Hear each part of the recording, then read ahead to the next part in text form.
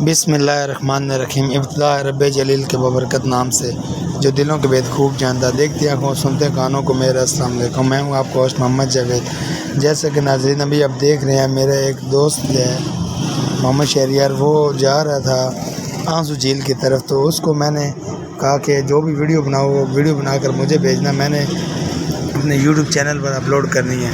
जैसा कि अभी आप देख रहे हैं, वो जा रहा है आंसू झील की तरफ और बहुत ही प्यारे व्यूज़ आपको आंखों के सामने देखने नज़र आएंगे। आप देख सकते हैं बहुत ही प्यारी ग्रीनरी है, बारिश ताज़ा हुई हुई है, रोड अभी भी गीला है, आप देख सकते हैं। और जो सब्ज़ है वो सब्ज़ा देखें तो कितना प्यारा, बहुत ही प्यारा व्यू नज़र आता है, आंखों को बहुत दिलकश सुकून मिलता है। ऐसा नज़ारा देखने को बार बार नहीं मिलेगा। बहुत ही प्यारा व्यू है, बहुत ही प्यारी जगह है और घूमने फिरने के लिए बहुत ही उम्दा और आला जगह है। आप देख सकते हैं ट्रैफिक रोड के ऊपर किस तरफ आ जा रही है।